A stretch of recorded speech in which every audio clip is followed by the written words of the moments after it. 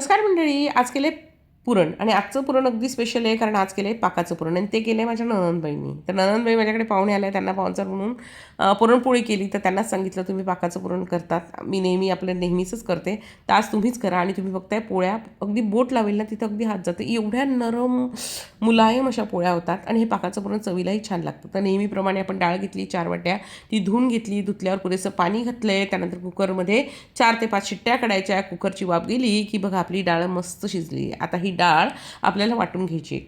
गूळ साखर काहीही न घालता आपण डाळ फक्त वाटून घ्यायची. अगदी पटकन वाटली जाते कारण आपली डाळ अगदी मस्त शिजलेली आहे. तर अगदी पटकन आपण सगळी डाळ वाटून घेऊया. आणि हे जे पाकाचं पुरण आहे ना, याचं आपल्या नेहमीच्या पुरणापेक्षा सुद्धा ना याची चव खूप छान येते, म्हणजे अगदी शब्दात सांगता येते ना, एवढी छान येते. आणि आता हे सगळं काढून घेतलं की त्यानंतर हे वाटलेलं पुरण एका कढईत घेतलं आहे, पण ते खूप कोरडं वाटलं म्हणून काय केलं, अर्धी वाटी अगदी उकळतं पाणी यामध्ये घातलेलं आहे, जेणेकरून आपल्या पुरणाला व्यवस्थित पाक आला पाहिजे. चिमूटभर साखर घातलेली आहे आणि त्यानंतर आपण जेवढी डाळ घेतली होती ना तेवढीच साखर घ्यायची. अगदी डाळीच्या प्रमाणात साखर घ्यायची, म्हणजे पुरण गोडीलासुद्धा अगदी बरोबर होतं.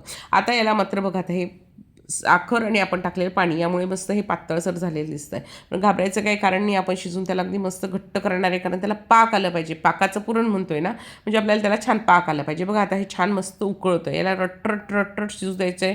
20-25 मिनटं तरी लागतात. आणि त्यानंतर बघा हे घट्ट झालं की गॅस बंद करायचा आहे आणि पुरण व्यवस्थित थंड होऊ द्यायचं आहे. जायफळ वेलची घालून घ्यायची आहे.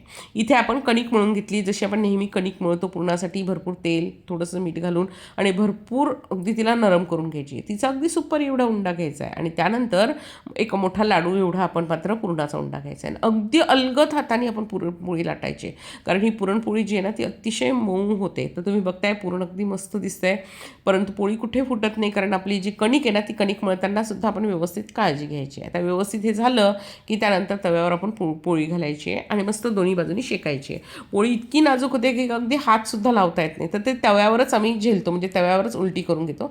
नसेल जमत तर तुम्ही सराटा वापरून सुद्धा करू शकतात. अशा ह्या पाकाच्या पोळ्या ना चवीला अप्रतिम लागतात. तुम्ही सुद्धा करून बघा आणि आवडल्यास लाईक, शेअर आणि सबस्क्राईब करा.